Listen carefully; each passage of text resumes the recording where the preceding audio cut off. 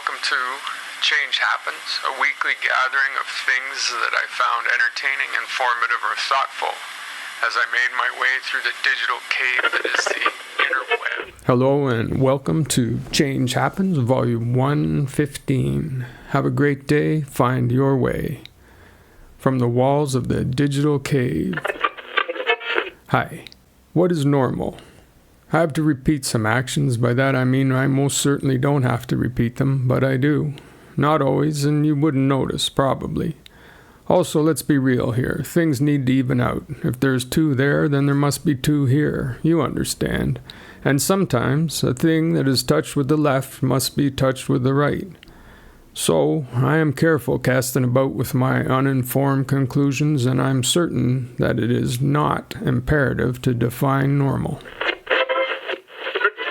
Change Happens is brought to you by a father and a daughter discussing matters, hyperventilating the podcast, entertaining, thoughtful, and informative. Join us every Wednesday. The Robot Decides. Headline, AI's Trolley Problem. From the article. By asking ourselves what we would do when faced with such an ethically thorny issue, we risk ascribing to AI a thought process that it doesn't really have. The trolley problem is an ethical paradox which forces us to reflect on our own values and biases. The trolley problem. What would you do if you had to make a decision to physically act to save 5 people by sacrificing 1 person? AI is going to be making these decisions in a car and eventually in many other ways. A machine that has proven on many occasions to be lethal under our control. Who decides what the robot decides? The robot isn't tethered to philosophical conundrums or moral dilemmas. It will react based on data and programming. Who is doing the programming? Who is given the robot provenance? The trolley problem is of no concern to the AI. It has no problem. It has only the parsing of input and the carrying out of actions that will only be reconsidered as data for the next sequence. Who will decide who decides? But why? Headline, the pyramids at Giza were built to endure an eternity, but how? From the article. The ancient engineering feats at Giza were so impressive that even today scientists and engineers can't be sure exactly how the pyramids were built.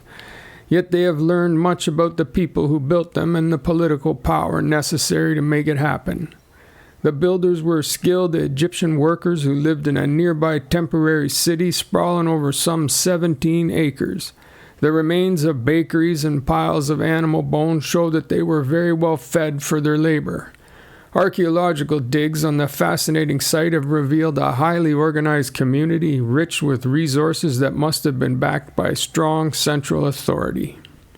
A nice article on the Great Pyramids, a refresher or an introduction depending on whether you have previously visited this topic or not. We're still discovering new things about them. As our technologies grow, our ability to understand these monuments to wonder and access grows. It is unlikely that we would ever again find the confluence of means and labor to create what are, essentially, tombstones. I feel like they are at once the greatest symbols of the human capacity for both ingenuity and waste. The Animal Workout. Headline, Why Isometric Exercises Are So Good for You. From the article. Isometric exercises are associated with a high degree of neural recruitment because of the need to maintain the contraction. This means these exercises are good at engaging specialized neurons in our brain and spinal cord which play an important role in all the movements we do, both voluntary and involuntary. The greater this level of neural activation, the more muscle fibers are recruited and the more force generated. The simplest way to exercise regularly. No reason not to exercise every day in your own house. No gear is required. No specific space is necessary. Any time is a good time. It's a perfect way to stay, at the least, marginally fit. Anyone can do isometric exercising. All you need is your body and a desire to feel your muscles at work. That's it. Feeling yourself accessing and engaging your body with some intent. A very useful, lifelong habit to form. February 5th, 1917. Constitution of Mexico. Revolutions. The Wiki Rabbit Hole. The current Constitution of 1917 is the first such document in the world to set out social rights, serving as a model for the Weimar Constitution of 1919 and the Russian Soviet Federative Socialist Republic Constitution of 1918. Some of the most important provisions are Articles 327 and 123, adopted in response to the armed insurrection of popular classes during the Mexican Revolution. These articles display profound changes in Mexican politics that helped frame the political and social backdrop for Mexico in the 20th century. Article 3 established the basis for free, mandatory, and secular education. Article 27 laid the foundation for land reform in Mexico. And Article 123 was designed to empower the labor sector, which had emerged in the late 19th century and which supported the winning faction of the Mexican Revolution. It would be too weird. Headline: Why don't you remember all your dreams? From the article. You may have heard that REM sleep is when dreams happen, and it's true that many of our most vivid, most story-like, and longest dreams tend to occur during this phase, says Walmsley. However, she notes that dreaming can occur in every stage of sleep, and people do sometimes report intense narrative dreams when woken from non-REM stages. Yet the odds of remembering such detailed dreams are highest waking up from REM. Would you really want to remember all your dreams? I wonder if that would become, and quickly, unhealthy. Reality can be weird enough. Memories are already mostly interpretations of things from the myths. Imagine the chaos of adding dreams remembered to your backstory. The difficulty we have in recalling and reliving dreams most likely amounts to an insanity avoidance mechanism. A not-so-secret society. Headline: Facts about Dungeons and Dragons. From the article.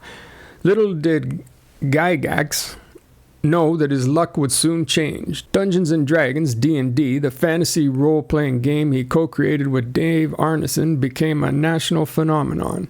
In the tabletop simulation, players craft their own characters and backstories, becoming anyone from a barbarian to a sorcerer. Working collaboratively over multiple sessions, they explore a fantasy world designed by the game's all-knowing narrator, the Dungeon Master, who masterminds the various puzzles and battles the adventurers must face. I feel that everybody has had some exposure to Dungeons and Dragons, whether it's playing it or they knew somebody or just from seeing it as a trope in a million different movies. The game that is ruled by the happiest of desires to live outside your box, where the basement becomes the realm. This is a good introduction and a good exploration of the beginnings of the Lord of all fringe games. I'm sure if you show this to a D&D aficionado, they will find reasons to be outraged by things missing or ill-nuanced. We had no idea. Headline: In the 200 years since the first dinosaur was named, what have we learned? From the article. William Buckland was an English naturalist who studied nature and named the first dinosaur in 1824. An enormous jaw and limb bones were unearthed in a slate quarry in the village of Stonesfield near Oxford. Buckland recognized these fossils belonged to a huge reptile that was not a known living species. On 20th of February 1824, he addressed the Geological Society of London and gave the reptile a formal scientific name, Megalosaurus, meaning great lizard. It's startling to consider that dinosaurs were unknown 200 years ago, not simply known by a few, known by none. These huge creatures brought to awareness by the discovery of bones. It makes me wonder what else we may not know, what has passed in and out of existence that will not reach out to us. A nice little article touching on all kinds of dinosaur-related things. First they came for the communists, and I did not speak out because I was not a communist. Then they came for the socialists, and I did not speak out because I was not a socialist. Then they came for the trade unionists, and I did not speak out because I was not a trade unionist. Then they came for the Jews, and I did not speak out because I was not a Jew.